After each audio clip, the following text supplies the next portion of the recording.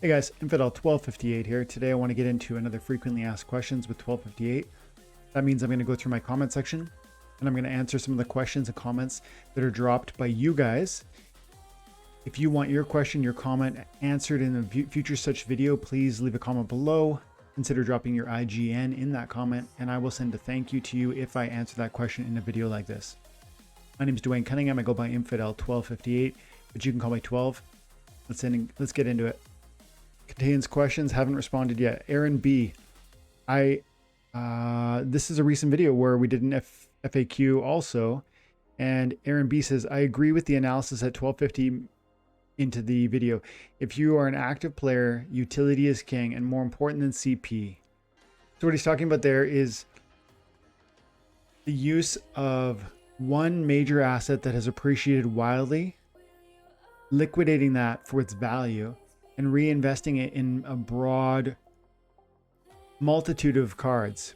And so the example in the video is if you have one gold foil Oceanus, one gold foil Grum, one gold foil legendary card of any kind, really, it's often going to be quite expensive. And not only will it be quite expensive, but it's usually going to be so much more expensive, maybe 20 to 30 to 40, maybe even 100 times more expensive than the regular foil version of that same card. Why is that important?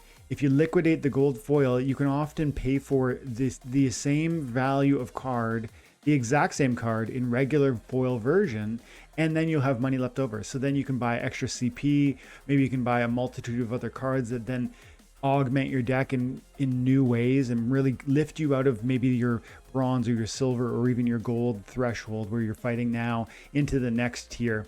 So that's what we're talking about there when he's mentioning that he agrees with my analysis on utility is king and you need even more than CP.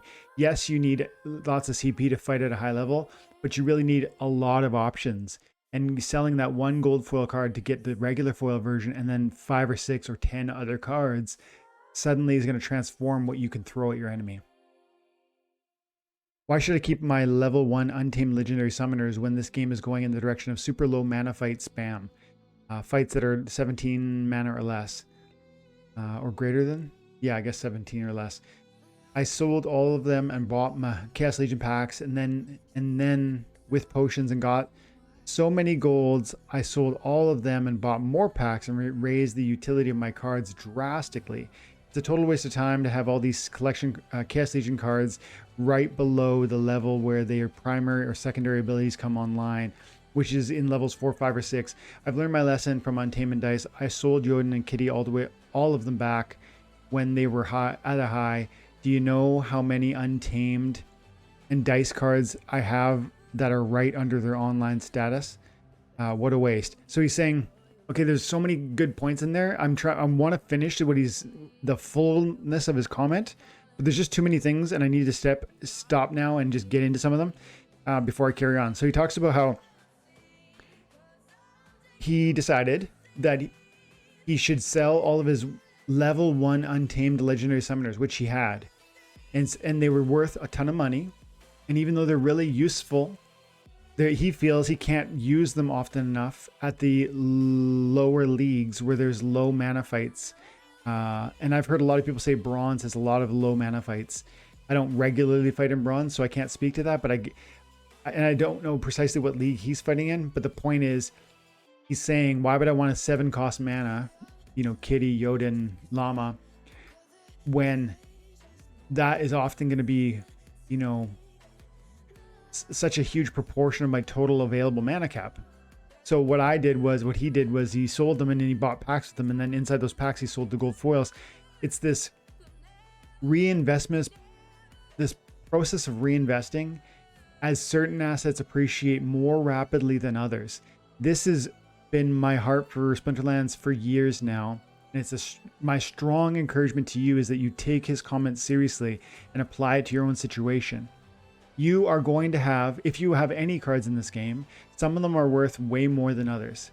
Some of them are worth 2 cents, and some of them are worth, even if you just recently got started, it's quite likely you have some cards that are worth $10, $15, $20. It's very likely.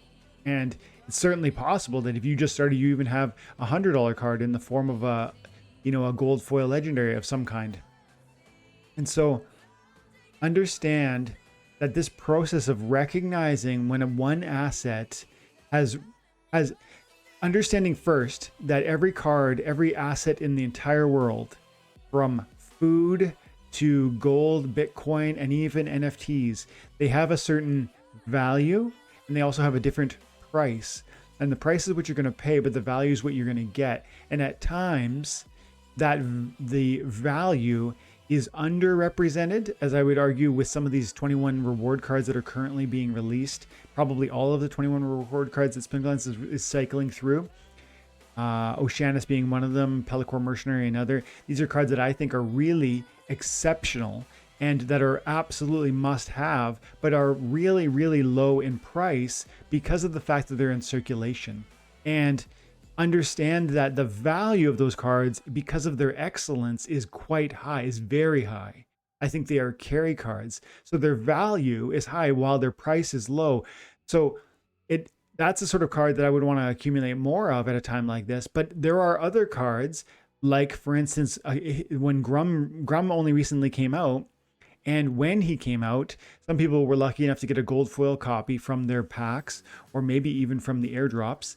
And as a result, there's this moment of scarcity and rarity of an excellent card, which is Grum. It just launched.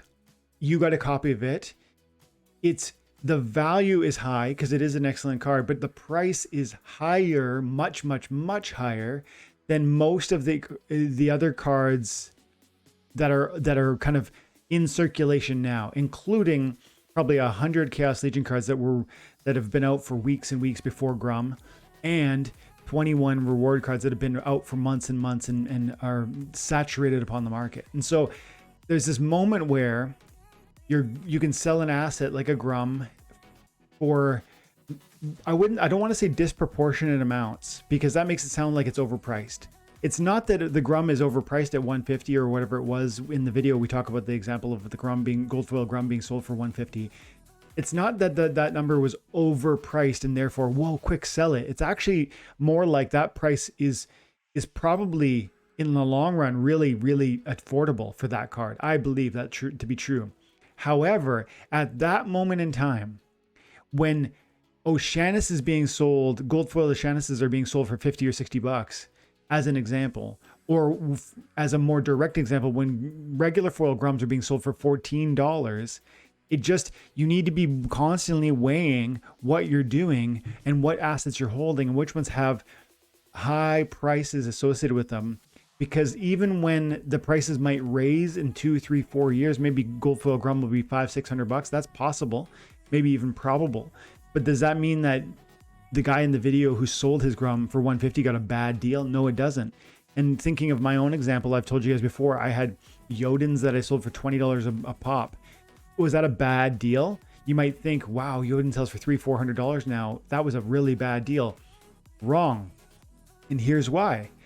I took the $20 that I got from selling a Jodin and I bought a kitty. And so the question isn't, does the asset you hold go up after you sell it? Oh, that's so bad. No. Put that thinking aside, kill that. That's actually a total mistake. How you want to frame your analysis is this. Is the price higher than the other assets I might want to acquire? And can I leverage that value to extract more utility and make my deck more powerful? That's all within the Splinterlands language. But even whether this is like a stock portfolio, right? Like you have a variety of stocks. If Apple goes up 25% in one day at the same time Tesla, and let's say you like Tesla and Apple, you've got them both in your portfolio. Perhaps Apple goes up 25% in one day and Tesla goes down 30%. Actually, Netflix just went down 30% in one day recently. Maybe you like Netflix. The question at that moment is, I like both of these, and look, this one just pumped. I can move it over here into this other asset that I feel comfortable in. And the same thing is constantly available to you as a player Splinterlands in this game, because every card is another asset within your portfolio of investment. And so think of it that way. And in that manner, you can reinvest value. And you can get, what he's describing is he got a significant bonus from the appreciation on his legendary summoners, which he put into chaos packs. Then the chaos packs produced gold foils, which he then liquidated and then reinvested in more cards. And it's filled so many more holes that he would have previously had in his deck and made it much stronger. So I think he's bang on about that, and I think it's an excellent comment, and there's more to it too. So let's try and finish it up.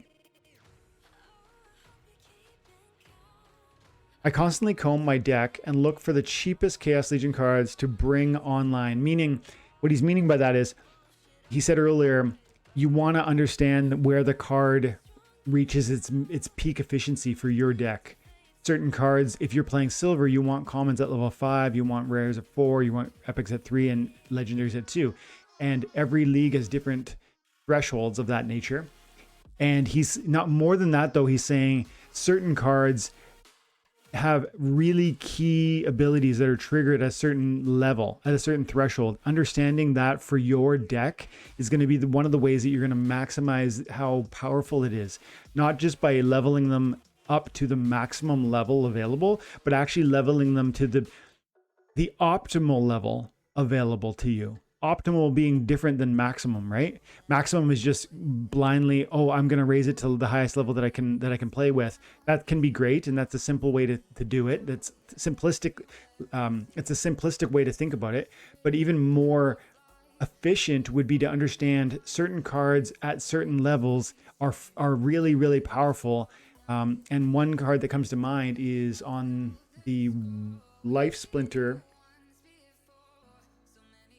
It's an epic card right here, Jin Renova.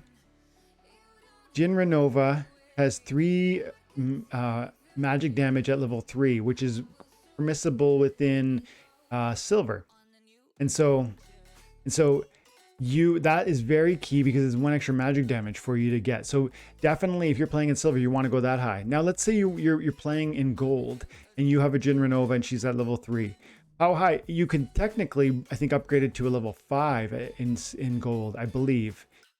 Is that where you need it? Is that where it's going to be most effective? Look at this. It's 3 magic for level 4 and it's 3 magic for level 5. And actually at level 4, there's also triage. There's no additional benefit for putting this card up to level 5, except that it'll give you more collection power, which is, great, but that's not a reason to put 12 more BCX into your copy of Jin Renova.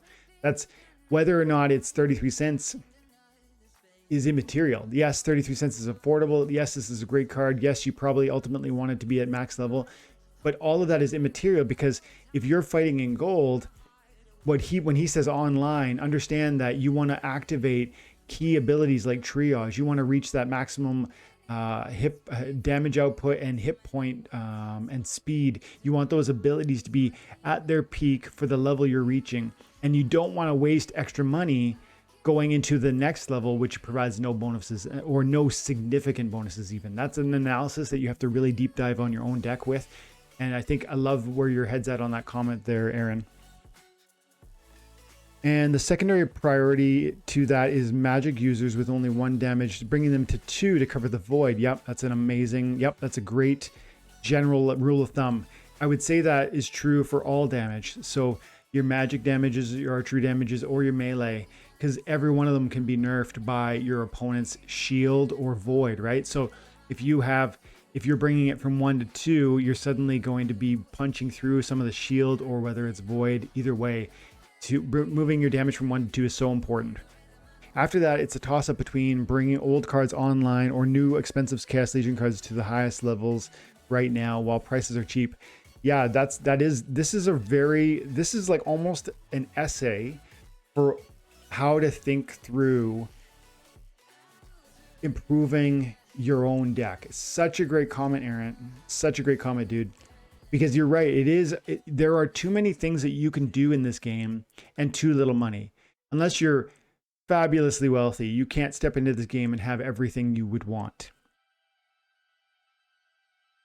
A fully maxed out deck, lots of extra cards for investment, probably tons of Chaos Legion packs just for the sake of it and reinvestment purposes, land, SPS. There's just old cards. There's too much that you could possibly invest in to really effectively do all of it. You just can't. And so you need to make decisions between which one's going to move the needle more significantly. Do I want to get modern cards that are relatively cheap now because of their saturation levels and really get those to the quote unquote online level? Or do I want to go back and pick out some expensive but really meaningful older cards that at 1 BCX or so can really help me out? Great question, huge topic. So important that each of you think that through for your own deck, because that's going to be the thought process that's going to bring you maximum reward for your time and attention. But also this process and this theory of reinvesting value as certain assets become more expensive is going to be the process through which over the next 3 or 4 years, somebody's going to turn a few $100 into several $1,000s in this game. It's not magic. It's literally time and attention. It's also utilizing the fact that trivial rewards will be given to you daily and throughout every season, and that one day those trivial rewards will be retroactively, they will have a retroactive price increase because of how the scarcity works and how supply demand works. And when you are given some assets that go higher faster than others, rolling that value into other assets that haven't yet pumped is going to let you turn a 10x into a 100x. That's the opportunity he's describing. It's an amazing comment, and I actually think that might just be the only question we get to today, because there's tons of other great questions here, but this one is there's so much depth here, and I just almost want to leave this one alone as one off, because I do think this was an amazing comment, Aaron. Next time, drop the IGN, my dude. Really appreciate that one. And in a second, I replied in a video. Super question. Thanks, dude. Yeah, guys, that's what you need to do. And activating that approach in your own deck over the next 3, 4, 5 years within this amazing blockchain-based video game will transform what you are doing here and allow you to be astonished by what trivial rewards can turn into. They will snowball into meaningful, life-changing financial opportunity if you follow this sort of approach. Brilliant. Well done, guys. Thank you so much for your time and attention. Have an amazing day. God bless.